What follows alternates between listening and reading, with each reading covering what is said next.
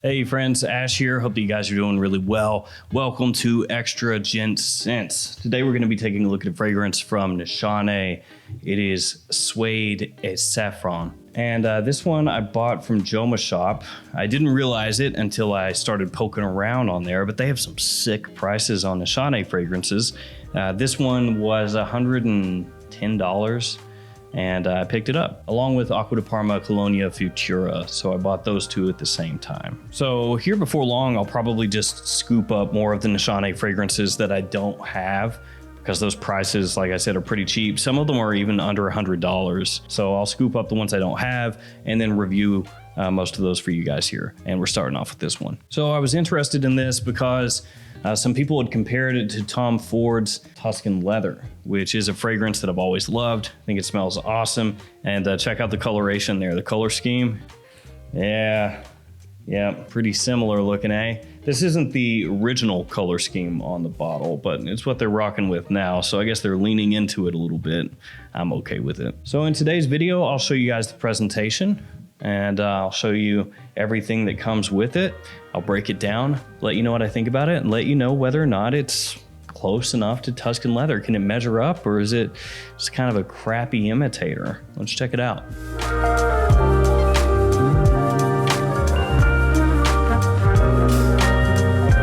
All right, presentation time, let's do it. First off, the slipcover that's over the box. You have the name of the house, the name of the fragrance, and the concentration there. On one side, you have once again the name of the house and the name of the fragrance. Then on the back, you have your ingredient information. Take off that slipcover and it reveals the box. So once again, you have the concentration, you have the name of the house, you have the Nishane logo on the side, and then a pull tab on the other side.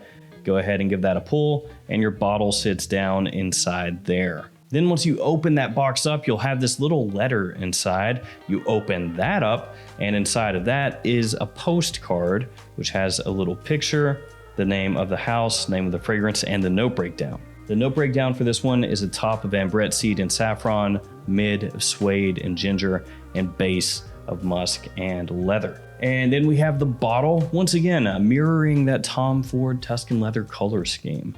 You have the name of the house, the name of the fragrance, the concentration, and then the note breakdown along the bottom of the plaque on the front.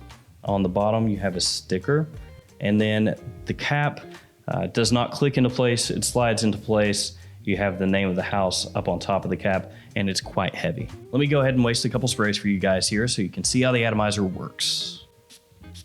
Really good. Okay, so Suede Safran. When I sprayed this on, did it remind me of Tuscan Leather? Does it hold true that this is essentially a Nishane take on Tuscan Leather? Yes, absolutely. So that means because it has a similarity to Tuscan Leather, it could also potentially remind you of other fragrances like Ombre Leather, but that did come out after this one. So it's definitely not trying to be that scent. And it also is going to remind you potentially of this one, Godolphin from Parfums de Marly. And one of the main things that's going to tie these fragrances together, Tuscan Leather, Suede Safran, and Godolphin, is going to be, of course, the use of leather and the use of saffron, which is the name of the fragrance, because you're going to find saffron melding together with other notes in each one of these three. So that's going to be the common thread that links everything together. Now, some differentiators between these fragrances. Tuscan Leather has that raspberry off the top, and that's one of the things that everybody remembers about that fragrance. One of the things everybody talks about with that fragrance is the raspberry, and that sweet raspberry mixing together with saffron and then settling into that leather as the fragrance dries, which really you can pick it up immediately, but it comes out more as it dries. And then with Godolphin off the top, you have some woody notes. You have a little bit of a green feeling in there, which you may not pick up a huge amount, but that comes in Godolphin, and you won't find that here in the Nishane. Instead, the saffron in this one is ramped up a bit, kind of takes the place of some of the other notes that are used in the other fragrances. So instead of that fruitiness, instead of that raspberry and Tuscan Leather, it's almost like you take that out and you replace it with more saffron. I would say the Nishane is a little bit smoother overall, maybe not quite as aggressive. Now it's got really good performance because this is an extrait de parfum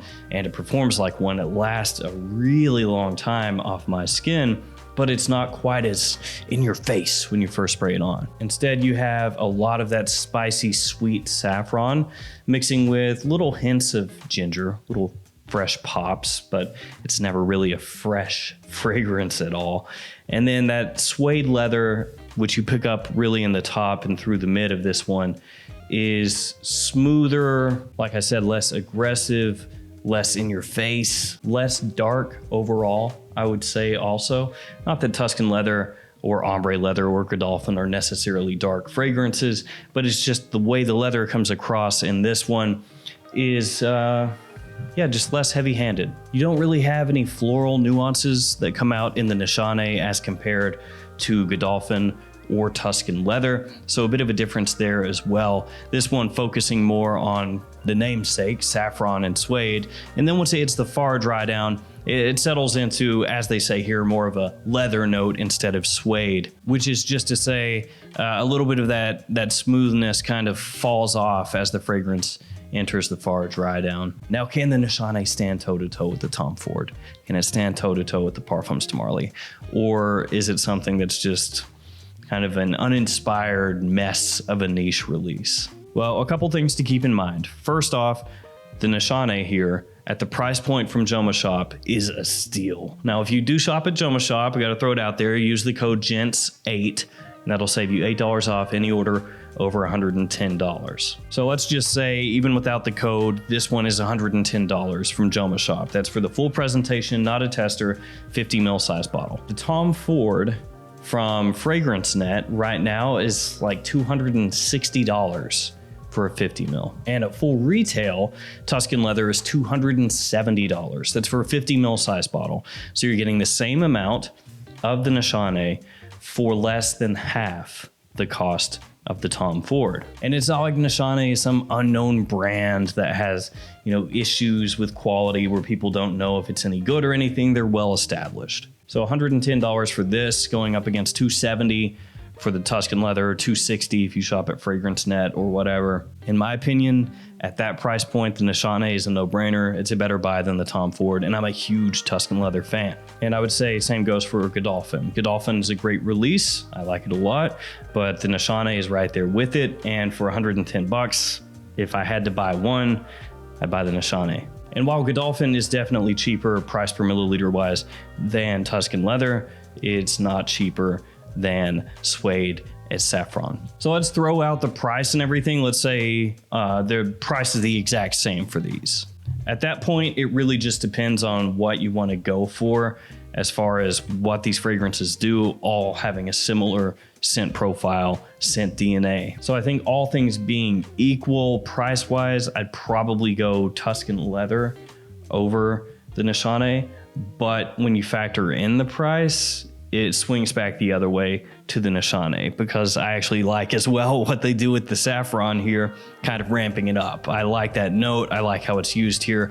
Really like saffron when it comes across very clearly and sweet and warm and kind of inviting. And that's what they do here. So I like that. So I'm kind of flopping back and forth a little bit, but really at the end of the day, just this type of scent, this scent profile, like I said, I'm a big fan of. I mean, you could even bust out Rasasi La Yukawam and I would say, oh yeah, that's really good too. I like it. And the Nishane here, especially for that price point, I think you got to put it right up there with the Tom Ford, with the Parfums de Marly. It's hanging right there with them. And some people are going to like this more. Other people won't. Other people are going to prefer the raspberry, or they're going to prefer the differences in Godolphin as compared to the Nishane. But overall, really impressed, frankly, with the price point that I got this for, which I know is not the full retail price, but the price point that I got it for, it's a big win. This is great stuff. Sometimes I would go Nishane, sometimes I would go Tom Ford, sometimes I would go Parfums de Marly. For me, there's not a clear and decisive winner as far as putting them side by side. So there we go, a little quick review of this Nishane. Really, really pleased with it. Love the quality of the fragrance, love the presentation, love the price. This one definitely does nothing to take away from the house, definitely adds to it. I guess if you were going to say anything negative about this one, it would be that it's not very unique. This is very much obviously a take on Tuscan leather, just like you would say Hasavat is maybe Nishane's take on Creed's Aventus. They've essentially done the same thing here, only with Tuscan leather. They've taken a very popular fragrance and given it a twist. All right, guys, that will do it for me. Thank you for hanging with me today. Thanks for your support. Stay safe out there. I'll see you guys again another day with another video. See you guys.